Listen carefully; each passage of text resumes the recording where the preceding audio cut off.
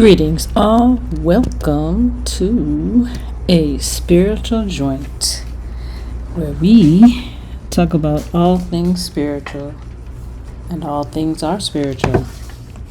So today I want to talk about this situation with information that we are getting or not getting, as the case may be.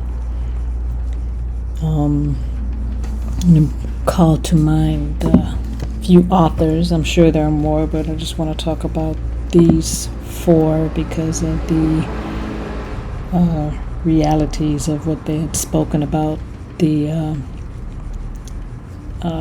things are now coming to pass, have been coming to pass. We have George Orwell, who wrote 1984. This is a dystopian novel that is set in totalitarian society governed by the party and its leader, Big Brother. And it follows Winston Smith, a low-ranking member of the party who works at the Ministry of Truth, where he alters historical records to fit into the party's narrative. Sound familiar?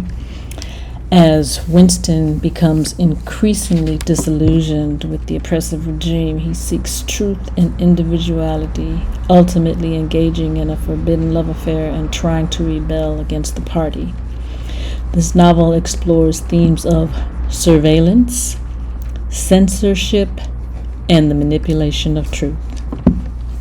He was an English novelist.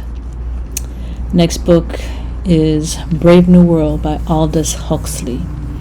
Brave New World depicts a futuristic society where human beings are engineered for specific roles in a rigid caste system. The government promotes consumerism and pleasure using technology, drugs like soma, and conditioning to maintain control and suppress individual thought. The protagonist, Bernard Marx, feels alienated in this society and seeks deeper meaning, leading to encounters with John, a savage raised outside the controlled world, first world, third world. The novel critiques the dangers of dehumanization, conformity, and the loss of individuality in the pursuit of happiness. He was also an English writer. Then we have Fahrenheit 451 by Ray Bradbury. Fahrenheit 451 is also set in a dystopian future where books are banned and firemen, in quotes, burn any books that are found. The story follows Guy Montag, a fireman who becomes disillusioned with his society's anti-intellectualism and oppressive censorship. After meeting a young woman named Clarice, Montag begins to question his role and the value of knowledge. As he seeks to understand the world through literature, he faces conflicts with the authoritarian government and his own beliefs. The novel exposes themes of censorship, conformity, and the importance of literature and critical thought. This was an American author. So all three of these novels were written during times of significant social and political upheaval. Sound familiar? Post-World War II, the rise of totalitarian regimes. Think about what's going on right now, y'all. And the advent of mass media and consumer culture influenced the author's critiques of society. Each book serves as a cautionary tale about the potential consequences of authoritarianism, technological control, and the suppression of individuality and critical thought. All these themes are sounding the same, and if you're paying attention to what's going on, y'all, I know there's a lot going on. There's so much going on, but this is what's happening. And the last author I want to talk about, like I said, there are probably many more, but I just picked these four, is Octavia Butler. She wrote several books, but The Parable of the Sower and The Parable of the Talents, which is the sequel to Parable of the Sower, also set in dystopian future ravaged by climate change and societal collapse. It follows Lauren Olamina, a young woman with hyper-empathy, which is lacking in many realities here. The ability to feel others' pain. As her walled community faces increasing violence and desperation, Lauren embarks on a journey to find safety and create a new belief system called Earthseed. The novel addresses themes of survival, community, and the potential for change in dire circumstances. The Parable of the Talents, which continues Lauren's story as she builds a community based on her Earthseed philosophy. However, she faces opposition from a fundamentalist group, and the rise of a tyrannical politician. Sound familiar? The narrative explores themes of faith, resilience, and the struggle against oppression, highlighting the ongoing challenges in the pursuit of a better world. Now, if you're paying attention to the climate of what's going on, we've got this push for control, this push for sticking with the status quo. Anybody who doesn't stick with the status quo is a conspiracy theorist. For those of you who don't know, a conspiracy theorist is anybody, it started out as anybody who didn't believe in the great one bullet theory. That theory is that JFK was shot by one bullet, and this bullet ricocheted throughout his body. It entered his body, ricocheted throughout his body, and left his body and injured. I can't remember if he was fatally wounded the other person, but it entered the other person and damaged him also. One person, one bullet. Come on, y'all. But anyway, ever since that time, anybody who doesn't believe these stories that they tell us, is labeled a conspiracy theorist. And because we don't agree with the norm and we don't follow what everybody else is saying, something must be wrong with us. I just had to get rid of somebody on Facebook for something similar. But anyway, I digress. But most of, you look around, except for, most mom and pop stores or family stores or whatever, the majority of all companies are run by like 3 to 5 companies who own all the rest of the companies, and they act like they're in competition, that it's capitalistic or whatever, but they all work for the same people, just like Republicans and Democrats. It's two wings on the same bird. It's the same people, y'all. It's the same thing. But the reason for bringing up these books is, especially as far as Fahrenheit 451 is concerned, and there are 2 movies, one about 20, 30 years ago, but the recent one featuring Michael B. Jordan, which is a very good representation of the book, where it talks about how books become illegal and the government controls the narrative of everything, even though, they control a lot of the narrative now, but to the point where there's only a few books that are allowed to be read. And on that point, the 4 books that I did mention, you better get them now before they're gone, because these books are on this list of banned books that they have. These books are all banned in school, but I remember when I went to school, except for Octavia Butler's books, these books were books that we read, or at least that a lot of us knew about them.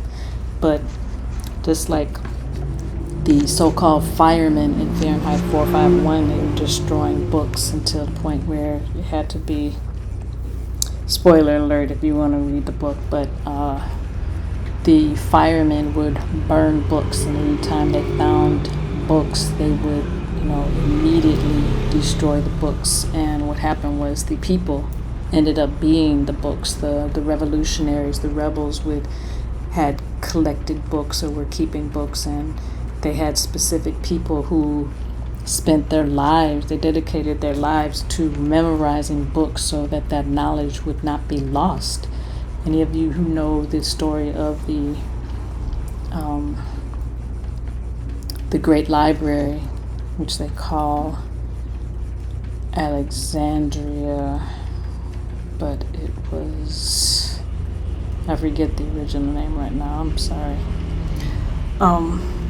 But the library was burned 3 times, burned and destroyed 3 times, because this library had all of the knowledge of the known world, or most of it, at that time.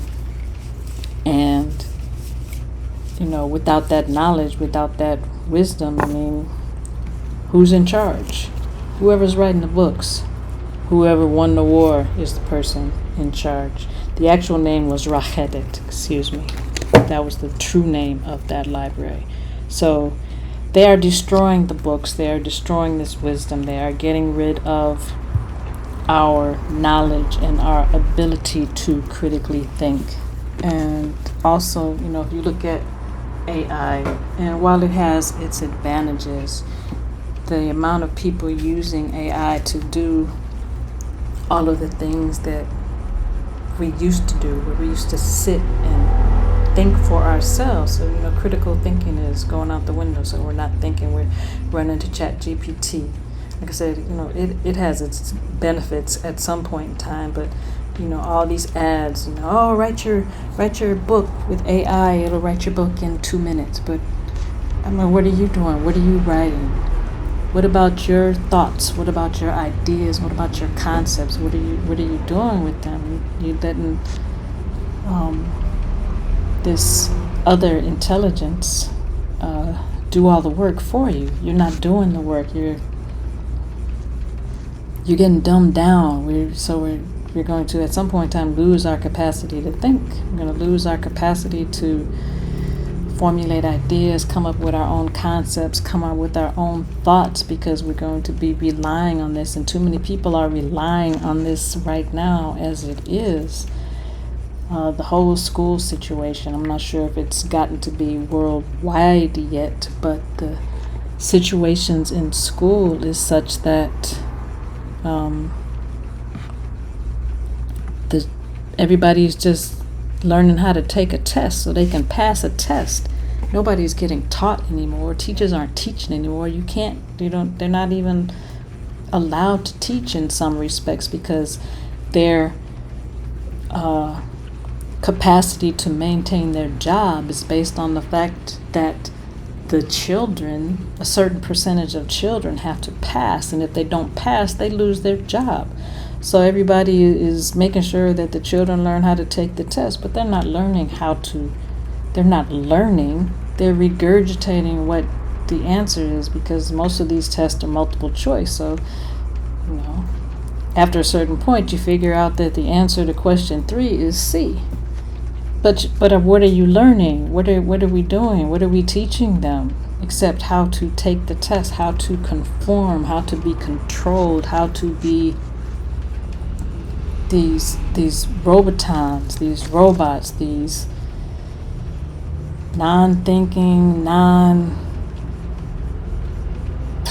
don't even know what you want to call it, but it's getting to be that way. And for those of us who do research, I do a lot of research, and I've noticed that recently, when you look for certain information that goes against the norm, because who's running the searches that we're doing, unless you're going to the library, and I don't even know if libraries even function the same anymore, but you go do these searches and things are not there.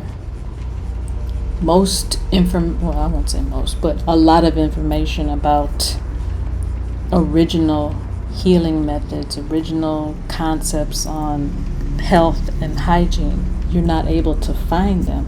You look up in Google and you won't find the information. You won't find information if you decide that you would like to have a home birth. You won't find information that was abundant just 6 years ago. You won't find that information that will give you the option to weigh your choices. Make an informed choice on, do you want to do this or do you not want to do this? All the things on vaccinations are not there. That's up to you if you want to get vaccinated or not. That is your choice. But if there are people who don't want to, you don't have the right to force them to get a vaccination. And truthfully, if your herd mentality really worked, if the herd theory really worked, then why are you worried about whether anybody else is vaccinated? Why? Because it doesn't work. But anyway, I digress again. But, we have really got to make sure that we are holding on to this wisdom, because if we're not holding on to it, that's what happened, with the whole Rahidic thing. They destroyed the books, and then they destroyed the elders, because at a certain time in the past, history, wisdom, knowledge was passed down by griots, and I'm not sure what they're called in other language, but it was passed down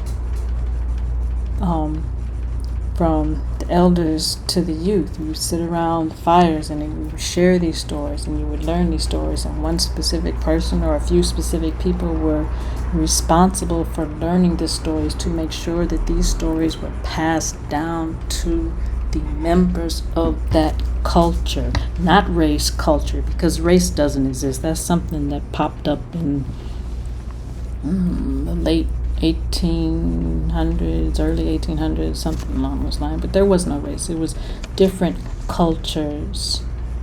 We have different cultures. Race, but anyway, I digress again. But anyway, you got to save this knowledge. If you collect books, if you have books, hold on to these books. Get these books now before they're gone. The list right now is a couple of hundred books, but soon the list is going to grow, and you're not going to be able to get these books, because the same 5 or few companies that own all the other companies are the same people that are in control of the media. If you don't pay attention, if you're not watching, if you mainstream media is telling you what they want to know, what they want you to know, so that you are being controlled. They are controlling the narrative, and you are listening to their narrative, and then you become caught up in their narrative, and you're not thinking for yourself. If you're not looking at other sources, if you're not looking at other means of media that's not controlled by the few companies that own this, run this, that are perpetrating this and expressing this to you're going to be lost in the sauce. And we keep reading that, and we keep getting caught up. And one of the greatest things that the powers that be ever instituted on all of us is the power to divide and conquer, because as long as we have this group over here and this group over here and that group over there and that group over there, and this group said, oh yeah, that group over there, they said blah blah blah blah blah, and everybody in the group that's talking, what, they said that about us, but nobody ever goes to check and see. You listen to the narrative because you've got one of these traders, one of these double spies, triple spies, quadruple spies, who's going back and forth among the different groups and saying, yeah, well, group A said blah blah blah about you, you might want to watch them. And then the same person goes over to group C, who they said that group A was talking about, and they said, yeah, group A was talking about you, you might want to watch them. And they run around and tell all these stories, tell all these lies, tell all these fabrications, all this propaganda to each of the different groups. But none of the groups ever comes together and say, hey, I heard you said blah blah blah. Nobody ever checks.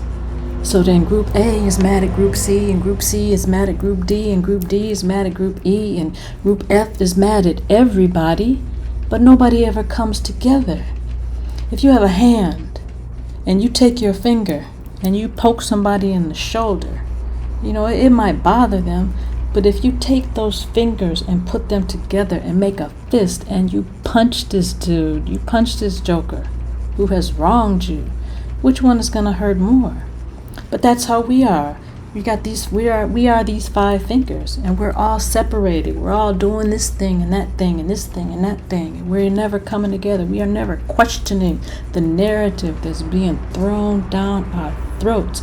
Another thing we need to be checking out is this global ID that they're working on to try and force us to conform some more, to be, they talked about it before. Big Brother is watching you, and he's watching you. If they get this ID and we don't stand up and stop this ID from getting passed, they're really gonna be watching everything. And just like in the new version of Fahrenheit 451, once they do this, they will be able to control everything, because so much is run by electricity and electronic technical means. If they do that, we are going to be done. We're going to be done. We got to come together, put the dumb stuff aside. At this point in time right now, we need food, water, shelter, and clothing. So we need to start growing our own food. We need to start making our own clothes. We need to make sure that these toxins are not getting into foods. They don't talk about it because it doesn't come in mainstream, but they are pushing a lot of these pesticides in our food. Glyphosate is just one of many pesticides that they put in the foods, and that nobody's even talking about. And you're wondering why, all these things are happening.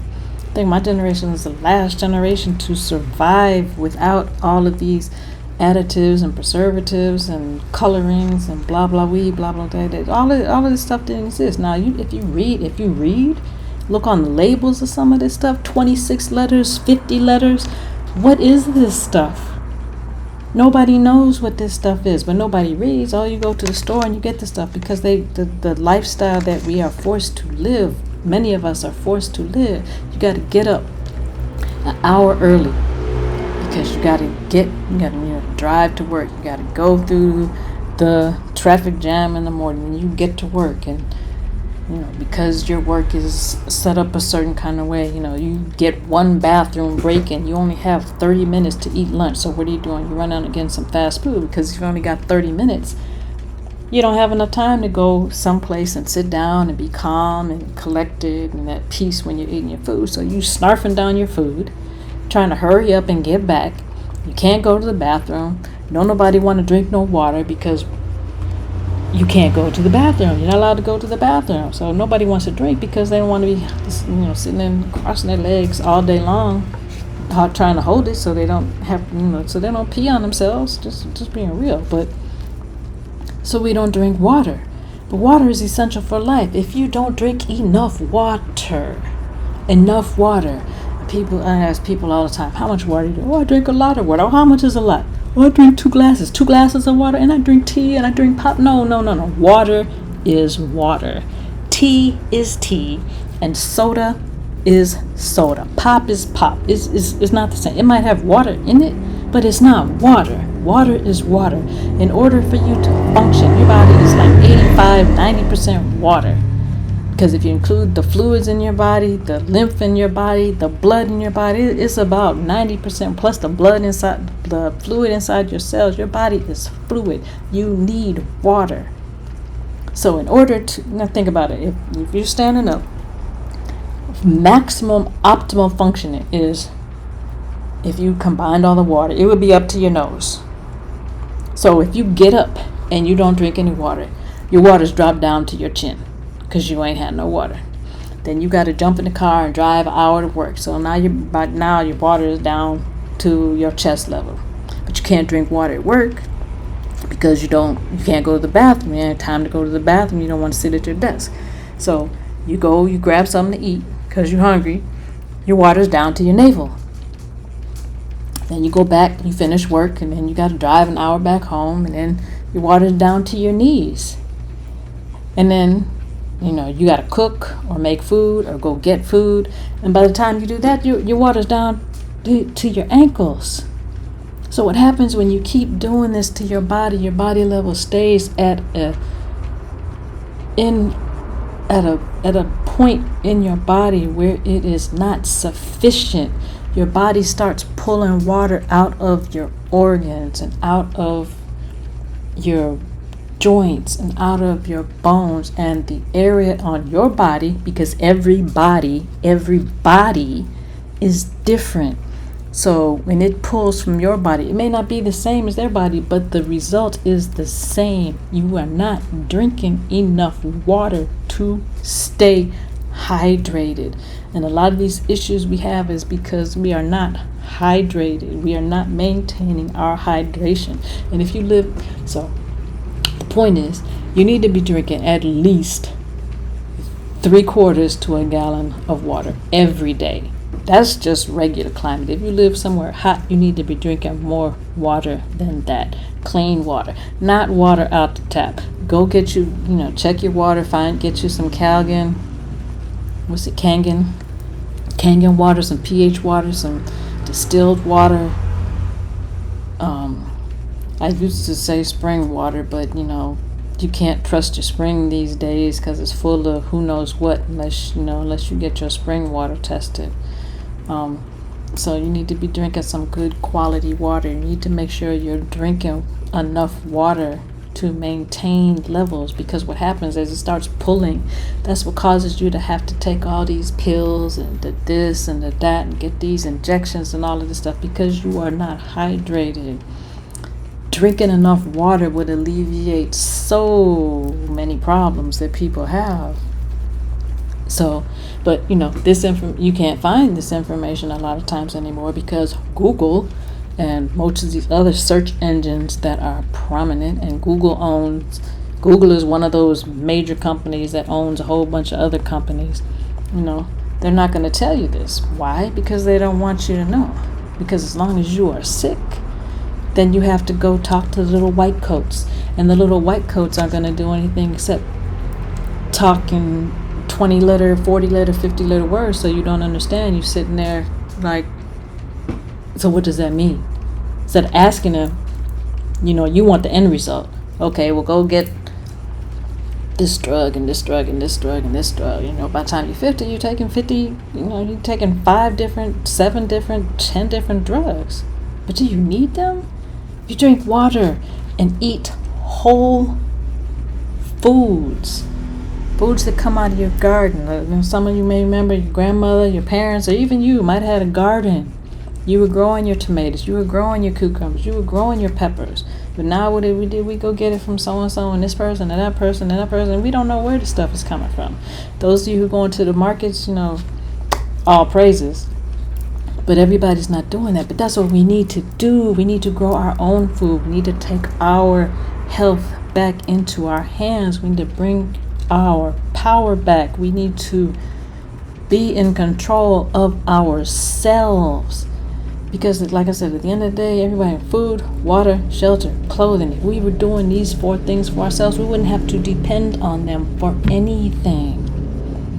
We need to come together. Communities need to come together. It don't matter what color people are. Culture is about food, water, shelter, and clothing. If we have these things, teaching our children to have some integrity, to stand by their word, to be respectful of their elders. These are things that are important. To be kind, to be concerned, to be compassionate, to look out for, other people, to look out for, their little brothers, their little sisters, their little cousins. Look out for, Johnny down the street. But we're not doing that. We're not teaching. Just set up. We got too much time spent into work. We're working 60 hours a week, including travel time, and you come home, you're too tired. Children are going to school and they're getting socialized by Big Brother, who's doing all this thing. And side note, Mr. Orange has decided that he is going to partner up with a lot of these drug companies. He's going to name the drugs that are released soon in the near future after himself. But drug companies are the only entities on the planet who are allowed to say that they can cure disease. The drug companies, how is that? What drug has ever cured anything? Because the object is not to cure you, the object is to keep you subject to continually purchasing some type of medication. And then they up the dose or give you something stronger and stronger and stronger until you have some type of organ failure or you're out of here. That's the goal. Back in the day in ancient cultures, the person who was in charge of making sure that the community stayed healthy, he got paid, maybe not necessarily money, but he was taken care of when everybody was healthy, when nobody was sick. Soon as somebody got sick, all of that stuff stopped. Because you doing something wrong. You're supposed to make sure we all healthy. Why is JoJo over there sick? Take care of that. And until you get that taken care of, you get nothing. We need to get back to that, but we also need to take a certain responsibility for ourselves to know what is going on with our bodies. I know when I went to school, we had health. That was a class we took in school. But are they teaching health in school? No. They've been taking so much stuff out of school. They took health out of a lot of schools. They've taken music out of schools. They've taken art out of school. They've taken gym out of school. So the children are getting outside to play and exercise and have some fun. They're not learning anything to, enrich their mind, grow their mind, encourage their development by learning art or learning an instrument. I mean, you don't have to play in a symphony, but that helps expand your mind, learning how to read music and how to understand music and what the different symbols mean and the different times for the music and what a stanza is and what a rest mark is. In art, learning how to make colors, and black is a color, sidebar. Learning how to make colors and complementary colors and the primary colors, all of these things.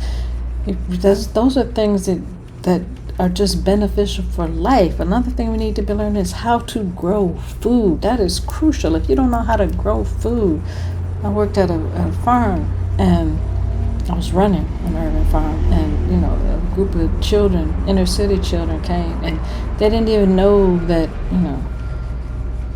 that fruits actually grew on trees. They go to the store and you get it in this nice styrofoam plastic covered thing. That's what they thought of fruit. So showing them fruits come, showing them that greens and different vegetables grow out of the ground, and learning how to compost. All of these things are more important than knowing who was the first president of the United States. I mean, what is that going to do for you? When you're out in the woods and you might get lost, what is knowing that going to do for you? When you're hungry or you need to be able to determine if this water is brackish or if this water is viable, what is that going to do for you? Nothing. If you don't know how to tell the difference, if you don't know that this mushroom over here is going to kill you and that mushroom over there you can eat, or you can eat this, or this is poison ivy, those are things you need to know. But this society is gearing up to take more and more control away from us, and we have to do something to stop this. We could just spend some time, everyone spend some time daily, just 5 minutes a day is not going to kill you. Everybody at 11:11, doorway, gateway, portal, 11:11, wherever you are in the world, because then that would keep a cycle of, at this portal opening, everybody is, it's open every day for this positive energy that we need to be putting out there. This concept of giving back peace and removing those people who don't want peace, removing those people who are attempting to control us, removing those people who are not looking out for our best interest. Enough of us put that energy out there, then we can change this whole thing. But we have got to do something. We have got to do something energetically, spiritually. That's where the war is. It's a spiritual war. It's an energetic war. You need to take time to bring yourself peace on a daily basis. Bring yourself calm on a daily basis. Bring yourself just a relaxed environment on a daily basis. And then when you do that, your children see it, your friends see it. You can encourage somebody. Everyone, reach one, teach one, or at least plant the seed. But there's something that we have to do now, or this is going to be not good. So I encourage you to get those books, read those books. Any books that you have that are beneficial for us, we need to be saving these books. We need to be getting these books before they're gone. This is the goal. They're working to take us out. Mr. Orange also mentioned, if anybody remembers, he said, this is the last election that you're going to have to worry about. What does that mean? What was he saying? What is why? You'll see. So, a lot on my mind. That's all I wanted to bring. So get the books 11:11 every day. We can just meditate for 5 minutes to bring peace and remove those people who are not about peace. We can turn this around. Talk to you soon. Peace.